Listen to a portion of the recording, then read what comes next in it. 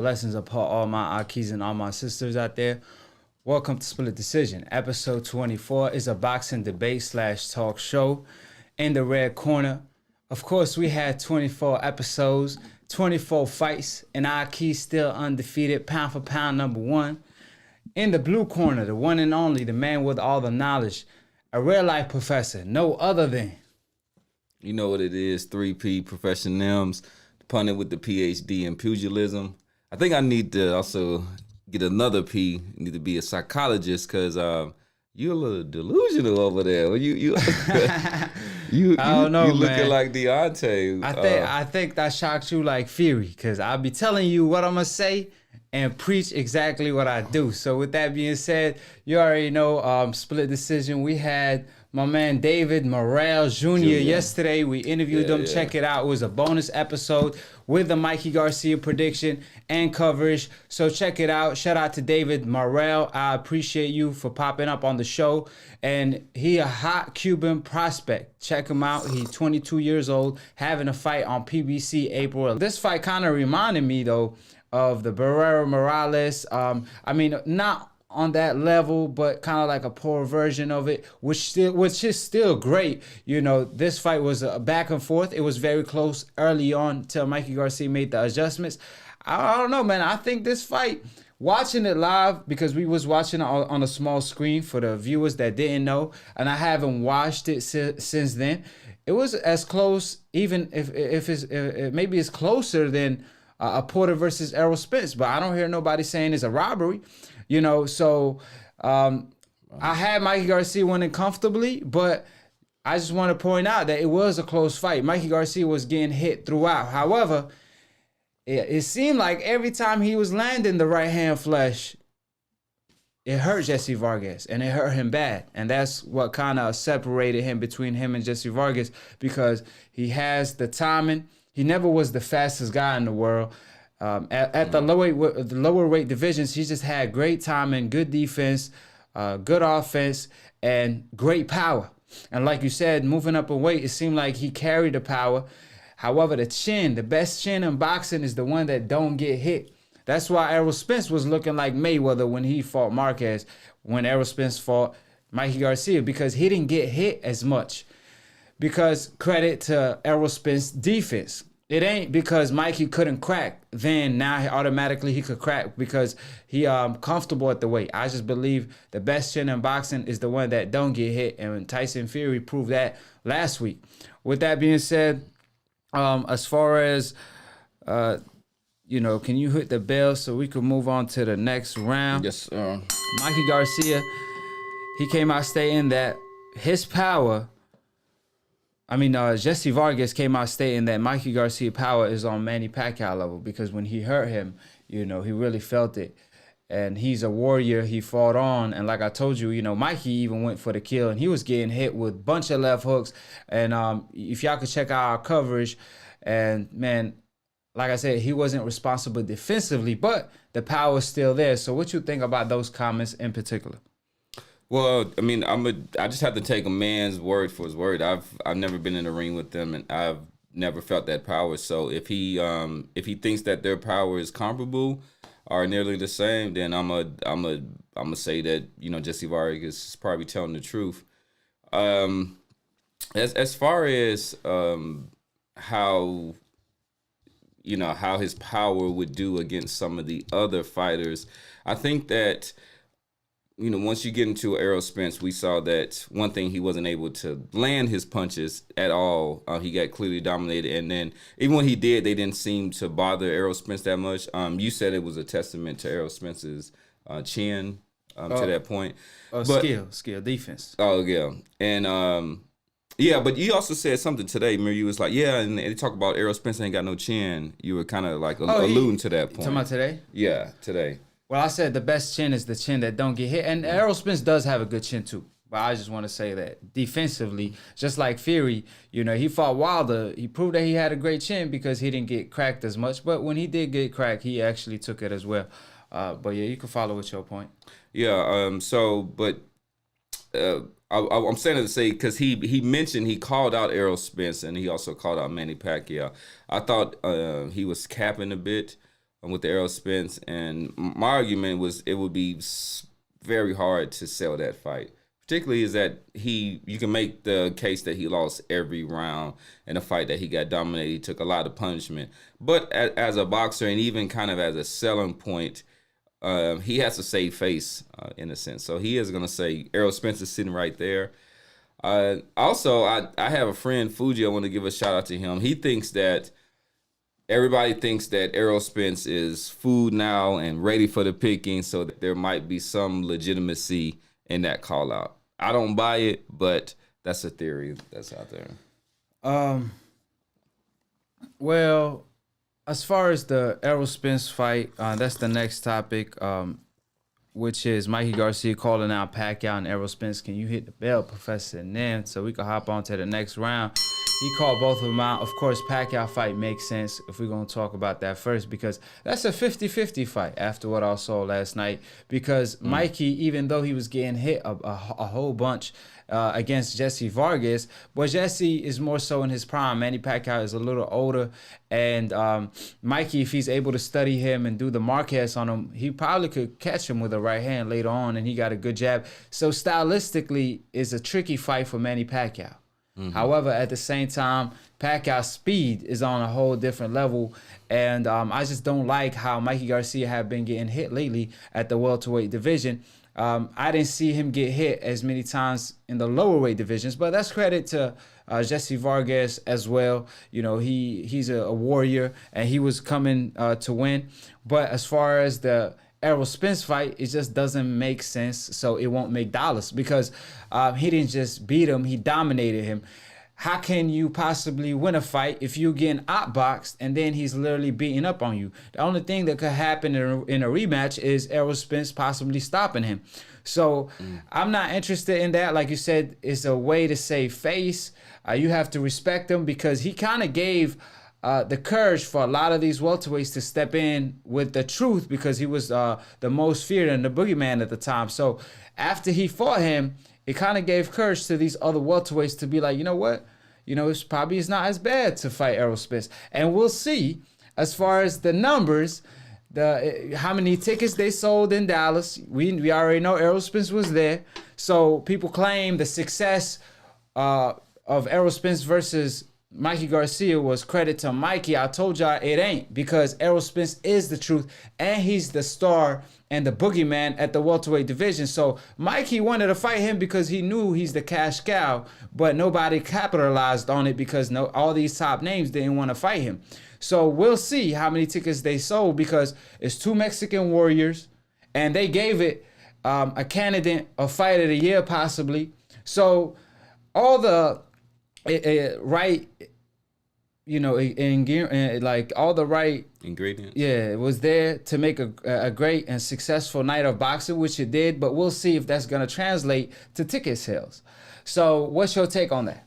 Well, I mean, I'll say that there was a lot of different motivations for when Mikey first fought Errol Spence. I wouldn't consider Errol Spence to be the cash cow.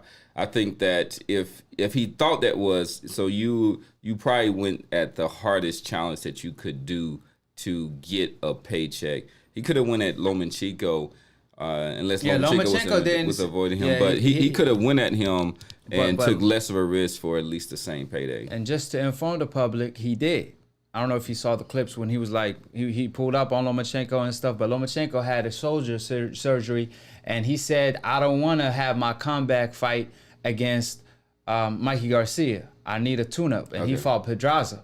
So Mikey said, I don't want to wait because it seemed like a Bob Arum tactic, had me wait forever, and I already had this issue before. So he said, I mean, that's understood. And just to finish my point, I think that if you're just going to cash out, that's probably one of the most dangerous. Yeah, I think he did it partly the challenge itself. Like, people who want to be great, they take on great challenges, and to go after Errol Spence at 147, I think that was him challenging himself to be great. It did come with a nice paycheck. I'll also say that with Manny Pacquiao, I think that they're about the same height, right? So both of them are 5'6", and Mikey, so he did get touched up in his two fights, But you got to think about Errol Spence, who might be the biggest welterweight out there, right? So there are just physical dimensions that are going to allow them to touch Mikey when normally he wouldn't be touched against fighters who are his size are a little bit smaller. And Jesse Vargas is 5'11". You don't realize, so he had a 5-inch reach advantage. Height advantage, and only a 3-inch reach advantage. But like just those physical dimensions allows them the ability to touch Mikey where he wouldn't. Pacquiao won't have that same advantage, right? So Pacquiao's 5'6". So after seeing the fight last night, how do you see Manny Pacquiao versus Mikey Garcia? How's it go? I mean, that's hard. I haven't given it a lot of thought, so I'm just on top of the dome, freestyle on some real rap. What I'll do is I'll just talk about the attributes that both of them bring to the ring, and then how they fared against other opponents with similar attributes. So with Manny Pacquiao, he's gonna have clear advantages in hand and foot speed. Right, he's gonna be in and out. He might not have the power advantage is gonna be the same. I think just that kind of quick, explosive power is gonna go with Manny Pacquiao, but I think that's pretty much a wash in that. But clear advantages when it comes to footwork, and when it comes, footwork, hand speed, and foot speed. Even though footwork is probably close, but with that said, that's gonna allow him to dart in and out and be able to, especially early on, to really tag Mikey. And then so he should really invest in the body and do some other things to really try to take it out of Mikey. Mikey has a clear advantage, in my opinion, when it comes to timing and also when it comes to ring generalship. His footwork is a little more educated and a little more purposeful than Manny Pacquiao, who's just kind of like this, little gifted, but like Tasmanian devil. He awkward with gift. Yeah. So with that said, one of the fighters that Pacquiao easily had the most trouble against, and I don't think it was Mayweather. I think it was Marquez. Marquez laid him out, flattened him, even though he's had good success against him. And Marquez relied on timing. If you look at Marquez's stance and you look at Mikey's stance, how they kind of probe with that front left hand, they're very similar. I think Mikey might be a little bit, naturally just a little bit bigger fighter. But I think he sees that and then sees Manny Pacquiao and says, everything that I bring into the ring are those skills that Manny Pacquiao is most vulnerable to. Yeah, and just my take on that and responding to some of the points you brought up. You brought up the fact that Mikey Garcia moving up in weight, he's more vulnerable because he's fighting bigger guys. So, that's why it's, amazing to see fighters like Mayweather and Pacquiao move up in weight and keep their quickness and their sharpness. Mm-hmm. Like Mayweather moved up 5 weight divisions and he never missed a beat. Same with Pacquiao as well. He moved up 8 divisions and he's as quick on welterweight, and he kept his power and speed, which is the key. Now, Mikey Garcia never had the speed. However, his timing's still there. Defensively, he's getting hit more than usual. I don't think it's a height and reach thing, because against Robert Easter, he looked great in that fight, and he was sharp defensively as well. But I just think the weight, he's a little sluggish at 147 maybe. Or maybe he fighting better competition. But with the Pacquiao fight, for example, Pacquiao, like you said, the guy that gave him the most trouble is Marquez, who slept him, but also Mayweather. Because Mayweather, it took him 30 seconds to land a right hand and counter Pacquiao coming in, which it took Marquez a couple, rounds, and he got dropped in the process in the first fight. So he kind of studied him. So I'm trying to see if Mikey Garcia is as sharp as a counter puncher as Marquez, but can he do it in a quicker, time? Because you're not gonna have a second and a third shot at Pacquiao. And you got to keep in mind, Marquez fought Pacquiao toward his prime too. And Marquez, I believe, possibly was even the older guy. In this situation, Mikey is the younger guy. He the fresher guy. And he hit harder than Marquez, in my opinion. He's not a better combination puncher, but he has great chin. Yeah. He's not getting dropped as many times as Marquez used to. And one thing that people have to keep in mind, that Mikey Garcia has great timing as well, which that's what gave Marquez the advantage, and that's the IQ, which we were talking about, smart footwork instead of just gifted footwork that's awkward. With that being said, that's a tough fight, and you probably even have to favor Mikey Garcia in a fight like that. But You Pacquiao... You would? I don't think... I don't Pacquiao's know. top 4 It's a pound for 50-50 pound. fight. It's a 50-50 fight because of his age. Like, Mikey... at that weight, anything can happen, But with that being said, I got great news for you. So when it comes to Manny Pacquiao, that unfortunately he's gonna be on the outside looking in right now. He does, because of the crash and the situation, provide some sense of vulnerability. But if you go and look at episode number 4 or something that on Split Decision, I said from the get-go, I said Manny Pacquiao is going to fight Mikey Garcia. I thought it was always going to line up that way. I thought that their profiles were high enough. I looked at their weights, skill level, the following that they both have for each other, and I said that that's the fight that they're going to make. I don't think that even with Errol Spence in his situation that Manny Pacquiao wants to go and fight this big, strong, maybe still recovering welterweight, but I think he looks at Mikey Garcia, says, I can sell that fight. There's some money there. There's some following. And now with a win, a pretty impressive win against Jesse Vargas, I think that's what we're looking at. I do remember talking about that, and I did say that won't happen because Mikey Garcia at the time was coming off the biggest L of the year to Errol Spence. However, he do have a W now in a great war and a candidate of fight of the year. But at the same time, it's going to make Manny Pacquiao look bad if he does choose to go that route, because we all know, Errol Spence singled him out. He was like, man, come here. In Texas, in front of 47,000 fans. And he was like, I would love to fight you. You're a great fighter. He did it respectfully. And Manny Pacquiao said, we could fight. Well, I don't know what he said, but he basically maneuvered around the question. So my point is, I knew he didn't want it then. But after the Porter fight, where people was like, oh, man, Errol Spence is not undefeated. I mean, not undefeated, but he's not unbeatable. Invincible. Yeah, invincible. And then, of course, the car crash is the question mark. So if you're going to fight him, you better all fighting him now, because now if you're picking on Mikey Garcia, people going to be like, man, you picking on the Picking on Mikey Garcia? Picking on Mikey Garcia, because at the same time, he's a good fighter. However, he lost to Errol Spence almost every single round, and he don't have no belt. Mikey Garcia got everything to gain. What does Pacquiao have to gain? I mean, Pacquiao has the belt. Pacquiao has just another probably 10 to 15, 20 million, dollars. Man, that fight is not that huge, man. So you think they're gonna be? You think they done sold 30,000 tickets against last night? Oh, last night. I haven't done my research on that, but I think that prediction wise, I don't know. You think we'll do that numbers? I personally don't. I think they sell 20K max, but against Pacquiao, Mikey Garcia, they both nice guys. The lead up for that is gonna be respectful throughout. The fight is gonna be fireworks, but the lead up is everything. They're gonna do that at Texas Stadium, and I say at least 50,000 people will come there. I don't know, man. It's still a good fight, but like I said, I'd rather see the Errol Spence fight. I'd rather see winners versus the winners. Mikey Garcia could fight a Danny Garcia.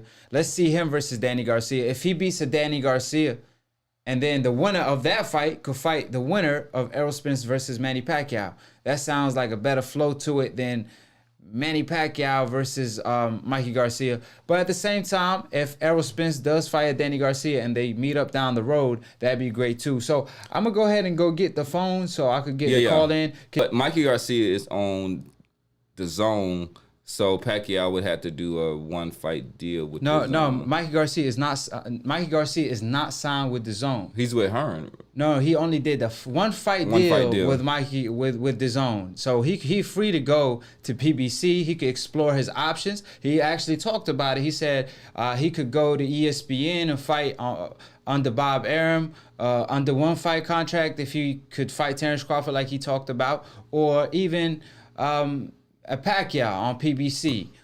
But they want that fight. The Zone wants it on their network, of course. But I don't think Al Heyman will allow that to happen. But I do agree with Real Rap. I think Errol Spence versus Manny Pacquiao is a $2 million pay-per-view. I mean, 2 million pay-per-view sales. Easy. No way. Easy. What are you talking about? Errol Spence, he proved he a star 2-time on pay-per-view. Neither one of them. Back to back. Like, both of them they sold like $350 each for their fight. Okay, and then they're going to. And like, what did Manny Pacquiao sold against Keith saying. Thurman? He sold 400. And what he sold against Mayweather. That doesn't translate like they should. That's Mayweather.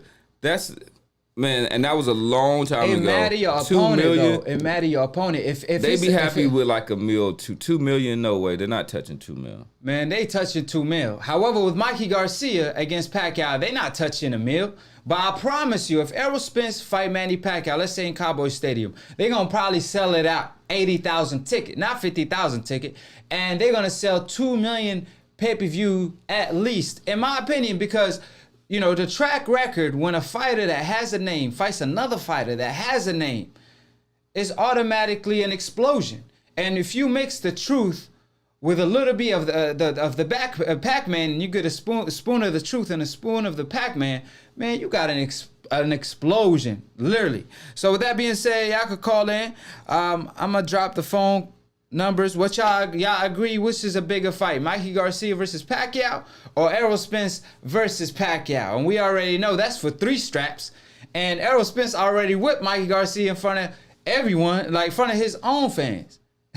So whoever was a Mikey Garcia fan done became an Errol Spence fan or a hater. So you already know they're going to tune in if he fights Pac-Man. So call in. Like I said, we want all the smoke, you know, T-Tone and all of the above. Josh, biggest fight in the game. Hold on. I don't know about that one. Biggest fight in the game is Crawford versus Spence. Yeah, or you know, Tyson unless we Fury. do the heavyweight, unless it's Anthony Joshua the is one of the two for sure. Yeah, but let me just connect the phone. No way, that's not close to the biggest fight. But go ahead. How you doing, AkHi? This is 337. Who this is? Where you calling from? Real Rap calling from Louisiana. Real Rap. What's up, fam? How you doing? Chilling. What's good, AkHi? What's good, Professor Nels? Professor Nels dressed like a extra from the NWA movie, man. I feel you. I got a little. It's strategic. So I'm repping a couple of things that I'll get into. But if you see on my hat, I got the good state of NC. Y'all can't see my shirt, but we'll get into that later. Go ahead though. What's good with you? I get it. Yeah. February 29th, I get it. But look, anyway, look, bro, I disagree, and I love Errol, and I disagree, bro. $2 million, that's a stretch. $1 million, absolutely. I think he could definitely do $1 million. For Errol and Pacquiao to sell $2 million, Errol would have to be a heel. Errol would have to play the Floyd role. Like Errol would have to be attacking Mexicans, which he's not going to do. Errol would have to be attacking the country of the Philippines, which he's not going to do. But just off of the fact, you know, it's gonna sell well because everybody wants to see Errol fail. You know, just off of watching Wilder, you know, Wilder lost the fight, and Wilder is obviously the bigger draw. Everybody's talking about Wilder. Nobody's talking about the champion.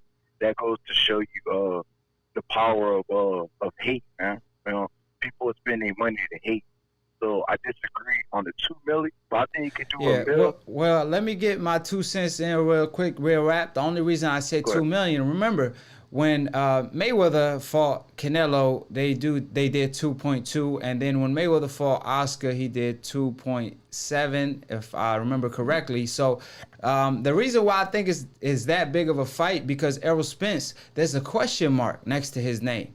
So people want to see how he's gonna look on his comeback after the car accident, after the aftermath of the car crash. So regardless of if the opponent is Manny Pacquiao or not, Errol Spence is gonna sell on pay-per-view his next fight, regardless of who it I is. agree with you. But if you even put Manny Pacquiao on the mix to sweeten the deal, and we know Manny Pacquiao as a 40-year-old defeated Keith Thurman, and we already know Errol Spence wanted that fight more than he wanted to breathe. Automatically, the fight should sell more than 1 million pay-per-view, up to 2 million. That's just my opinion. Preach it to the choir. Like, to me, when you're talking to me, you preach it to the choir. Like, I don't really disagree with you at all, just on the number. The bigger fight, in my opinion, we already had the opportunity to get the Bud and Manny fight 4 years ago. You know, Bob dropped the ball on that, so I don't want to see that first. I'd rather see, if anything, I'd rather see Bud and Manny, you know what I'm saying, get it in, and then that's the unification, and then let's get the ultimate undisputed with Bud and Errol. We've been waiting on that for 3 years. Oh, you already know that's what's coming next. But I'm gonna call you back though, because I want to, you know, like I said, we're gonna touch on the you know, Larry and what he said. But I'm gonna call you back, so make sure you pick up, because we got to keep it rolling. But I'm gonna call you back on that subject, because once we hop onto that subject, you know, I have to go and talk to the real rap. Y'all trolls lucky he ain't let me cook like how I wanted, because I got something for T-Tone too. But okay. You already know. You're going to call after, so we going to talk about it. Fact. Right. Let's get it. All right. Peace.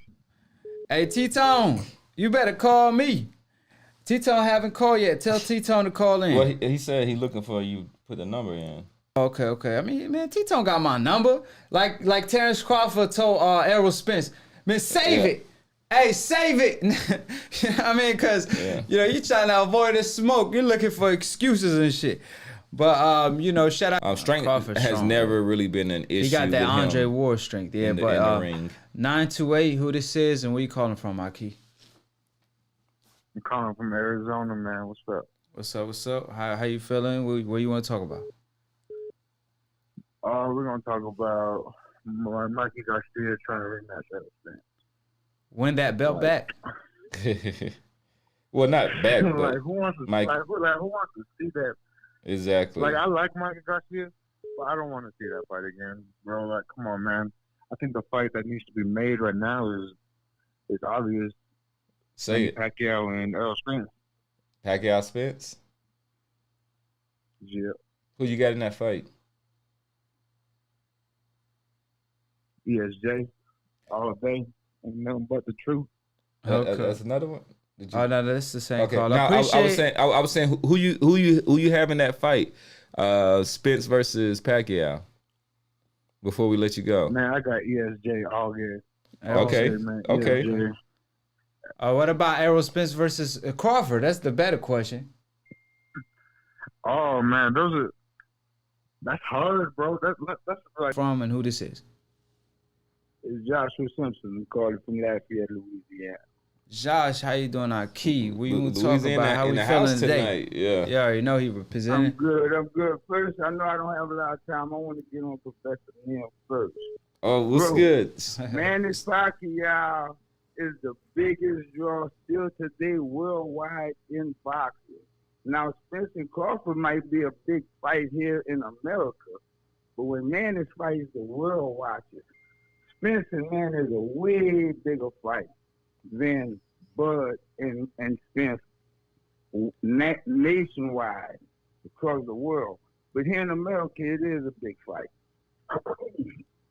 Yeah, we're talking about Mikey agree. Garcia.